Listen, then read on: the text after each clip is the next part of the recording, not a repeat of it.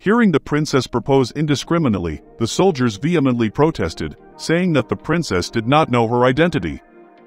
Besides, even a benefactor doesn't know much about a person's identity. The princess said she fell in love at first sight. She even disparaged her status as a bodyguard and dared to raise her voice. Zura asks them to come to her house, because the monsters coming here are too troublesome.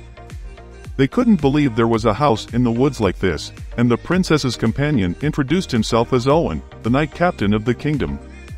And Lexia is the princess of the kingdom, also the second in terms of the possibility of inheriting the throne. When Zura introduced his name, the two started talking because his name was quite strange compared to theirs. So guess you are a foreigner. The princess thinks you are noble or even royal. She looked happy. And the captain worries about whether Zura is the bad guy or not.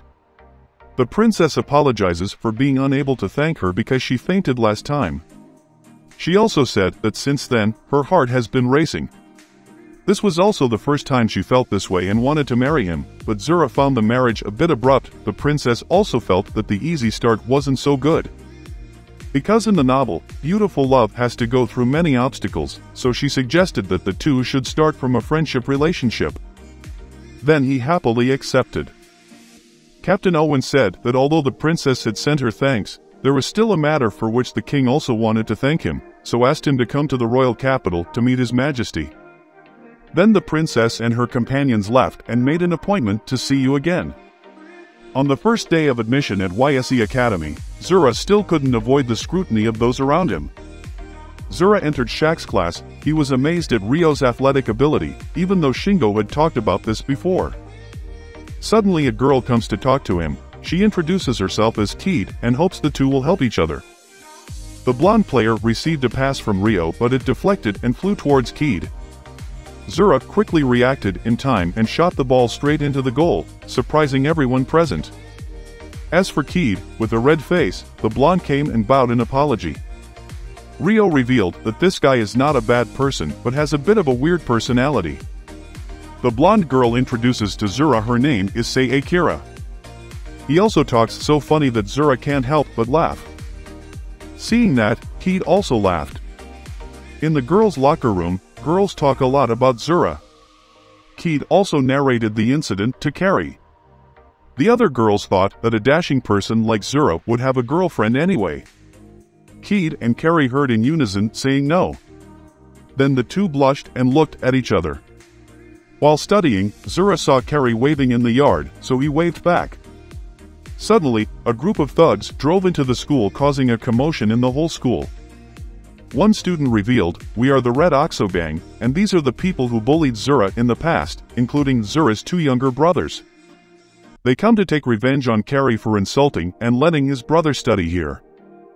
Zura felt the situation was a bit tense, so he was about to go down to save Carrie, but suddenly felt scared despite facing a challenge. Something even more gruesome in the afterlife. He tried to slap himself in the face to regain his composure and then climbed out the window, swooping down like a god. He ran straight to the thugs and wiped them out with ease.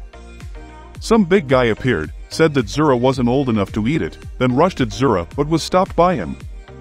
Moreover, it was thrown into the car and flattened. The blonde delinquent hasn't given up yet.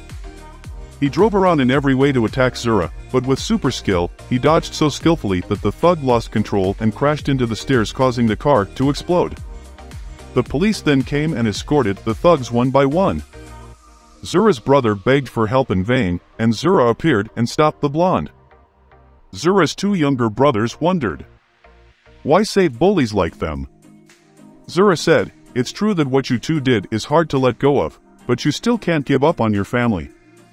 Hearing that made the two fall to the ground crying and apologizing. After this incident, Zura received a lot of attention and love from everyone. This forest is also their home. Zura discovers a dog being attacked by a pig. This pig is called the King of OC and it has level 600. Passing his strength threshold, he was about to leave, but because he loved the dog so much that he hesitated to challenge the pig, but only one hit. Knock it down, it was defeated. He remembered the monster from before. At that time his stats were only 1, but he still defeated it easily, so he thought it was thanks to these powerful weapons. The beast he saved was probably because of its wounds, so it's very tiring. After a while, it fainted. You treat it. So it recovered, and he acquired the taming skill. This skill can turn monsters into allies. From now on, this beast will be a pet. The dog is small, but has a very high level. Although called a dog, according to legend, it was originally a wolf. Since it was a pet now, Zura gave it a friendly name. He called it Knight, which means knight because it has black skin. He went to school to show off his newfound friend's Knight. He also said that he doesn't have a phone, so he doesn't have a picture of the dog, which surprised us a bit. Because in this day and age, not having a phone is very inconvenient. Zura heard that there was a veterinary shop nearby and wanted to go with his 2 friends, but they said they couldn't. Keed heard this and took the opportunity to ask to come alone. Also, it's interesting to consider this as dating. After shopping, he bought the dog a very cute collar. So he took the dog for a walk. This time, like many other times, he always attracts the eyes of everyone around him with his dashing beauty. After a while, he meets Carrie. He introduced the dog to Carrie. Carrie enjoys touching the dog's head.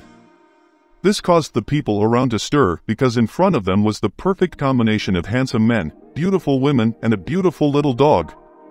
Not only that, another great beauty appeared, and that person was Mio. So 3 people and a dog introduced each other.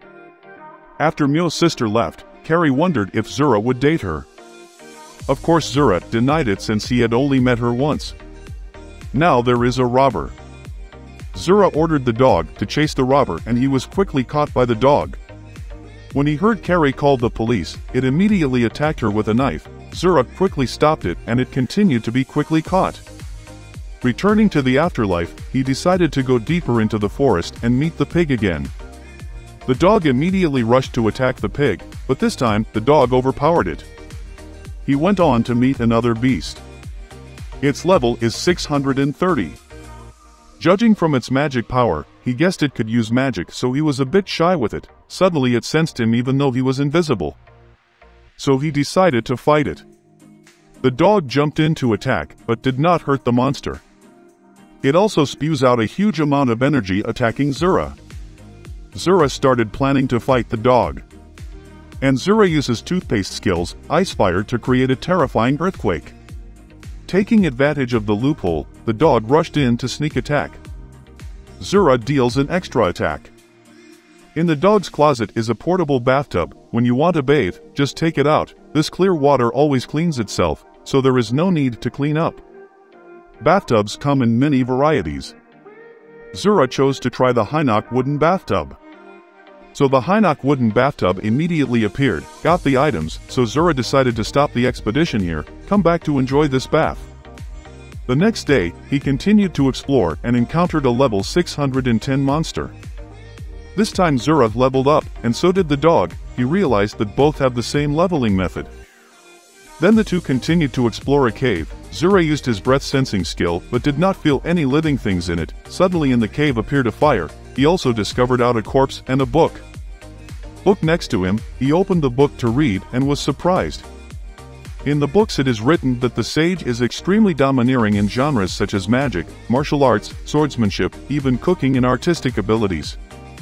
While alive, he reached a realm where he could be considered a god, but he refused to join the ranks of the gods.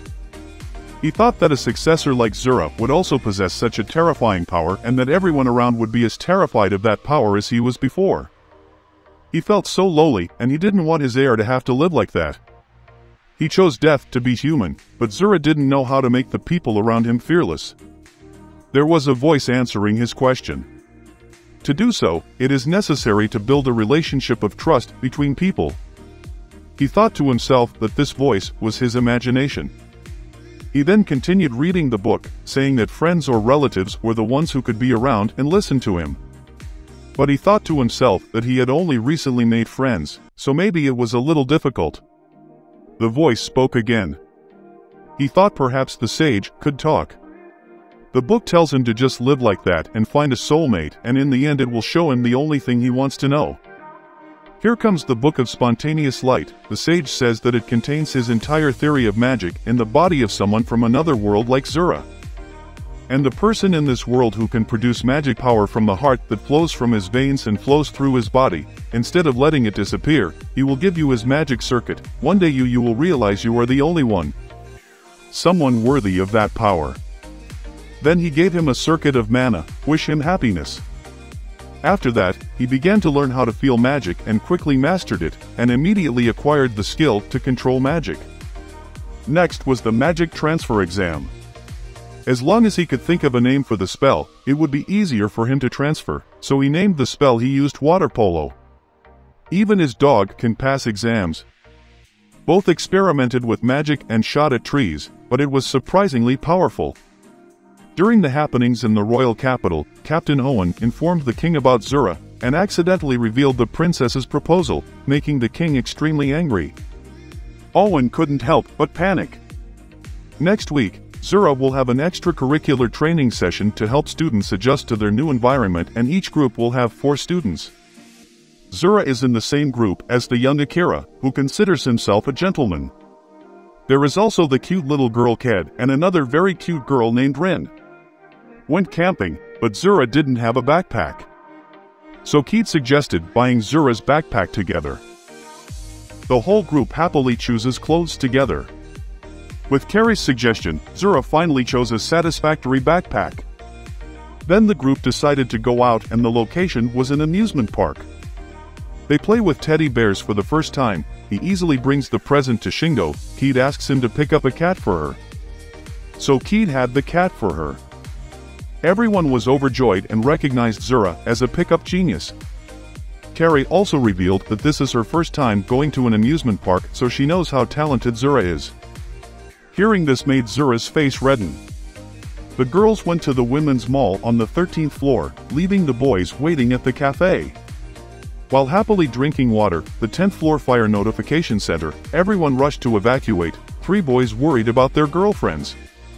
Rio called and found out that they were still stuck on the 13th floor. Zura didn't think much, but ran straight up the stairs and very quickly reached the burned place. He uses water and air magic to wrap around his body and run through flames in a single circuit. The 3 girls are now lying in front of the bathroom door. Carrie sensed Zura's call and saw a vague image of him in the flames, but her strength was exhausted and she passed out. Zura picked up Carrie and used her breath sensing skill, knowing that the others were safely evacuated. Right now, there are only 3 of them left. So he carried all 3 of them, but apparently magic wasn't enough, so he began to worry, not knowing if he could carry all 3 out of here. The surrounding buildings began to collapse, but all were engulfed in flames, as he dodged shards from the ceiling and dropped the badge on Carrie's shirt. Now there is no way to escape. He was thinking of the last resort, which was to use his power to penetrate from upstairs to downstairs. So everyone is safe, and Zura is scolded by the firemen for taking too much risk. The principal continued to see him as a benefactor who saved his daughter's life. Despite being in a disadvantageous position, he still picked up a brooch badge for Carrie, making her very happy. When he saw the 2 principals embracing each other, he felt it was the love of a family, and he had no such luxury. But as soon as he opened the door, his dog rushed in and hugged him. In another world, a girl was attacking a talking rabbit with an evil aura surrounding it. The girl demanded to destroy the entire human race and asked the rabbit to help her do it, but the rabbit refused. She left and said she would come back. Rabbit sensed the terrifying power of the girl and decided to stop her plot to destroy humanity.